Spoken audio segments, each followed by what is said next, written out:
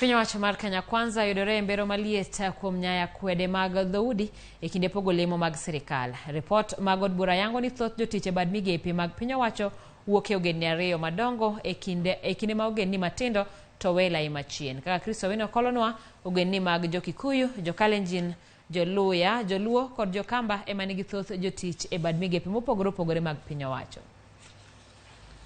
Dweche aboro kende bang' donjo e apisi, piny owacho mar Kenya Kwanza e bwo jatend piny Dr. William Ruto osekete nyong'ong' kuom nyayo akwede mag dhoudi e pogo lemo mag telo.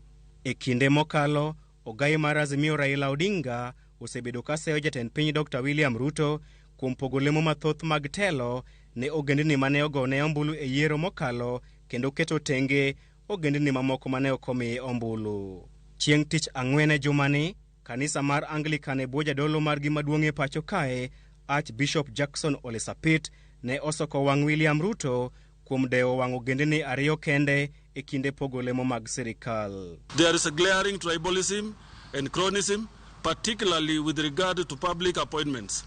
There is apparent lack of accountability and transparency in our institution. Dr. Churchill Saoke, jalonye weche mag telo kata kamano neno wachni e yo mopogore ka olero ni siasa mag dhoudi osebedo piny owacho duto mapacho kae. King'iyo history gik moko mag kikabila gi magi gik mosechakore chon. King'iyo chakre inde mane Kenya yudo uhuru e sirkal mokwongo, nitie jok mano biro luoro jatend piny inde no. Magene giwacho ni ne wasedhi e bungu wagore, sani koro wayudo telo, koro wadwa timang'o, koro wadwa chame. Ma koro gikeyo jok mok dwar gi ng'ata mok dwar maseyo gik magitimo gigweyo oko. Koro kae kama ne giduoge giyudo nang'o ni kara jok minyalo tiyogo manyalo umo dugni gin mana jo ang'owa, gin mana kabindi. Koro ne giduogo giketo gini mobedo ni jok minyalo amini kabisa gin kabindi. Jok minyalo miyo tiji gin mana kabindi. Jok manyalo konyi timo gimoro gin mana kabindi. Koro gini osebedo system mar tend Kenya over years. Otundo kama koro iyudo ka koro ng'ato ka dhi e sirkal oketi e position moro. Ting'iyo mani to ere kaka jowa nyalo timang'o? Jowa nyalo chiemo. Ere kaka jowa nyalo timang'o? Jowa nyalo yudo position. Koro omiyo jopiny neno ni kaka benda ni kacha, eka nyalo yudo gimoro, eka nyalo yudo tenda, eka nyalo yudo tich.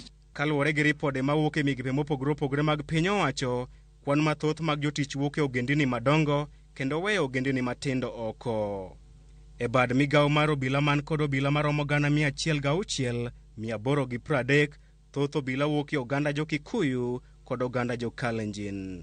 Oganda jo-Kikuyu nigi obila maromo 18,400, Kalenjin 11,511, ka oganda jo-Luya nigi kwan maromo 9,752.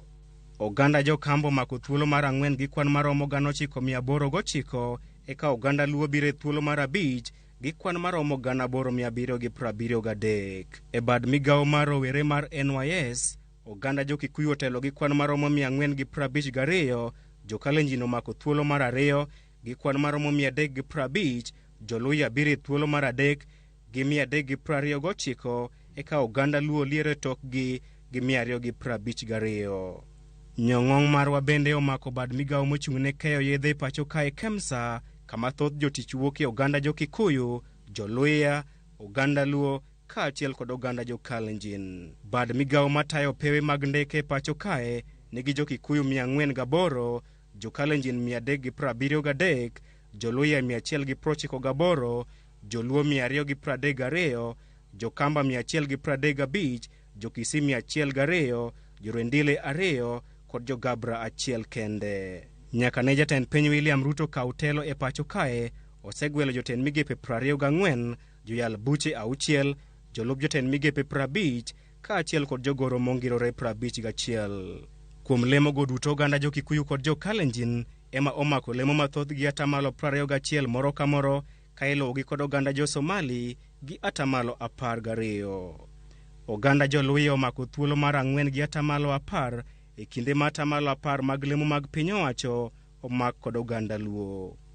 Dr. Churchill Saoke wacho ni piny owacho nyalo mana tieko akwede mag dhoudi e lemo mag piny owacho ka jatend piny owuon ema otelo ne lweny makamano. Gima muhimu makoro bro bet en samitimo implementation, wisdom mar jatelo ema will determine kaka gino timore. Emo mi yudo ka ginene pinje mosagolo tribalism en gima osewuok kuom jatelo mawacho nango an sirikanda ni en sirikal madwa ng'iyo ja Kenya kaka ja Kenya. Ok abi ng'iyo kabindi, abro mi tich nikech ing'e gima idwa timo.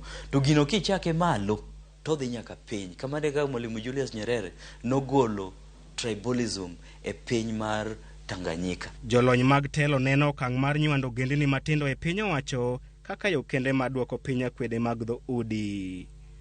Chris Owino, Ramogi TV, Nairobi.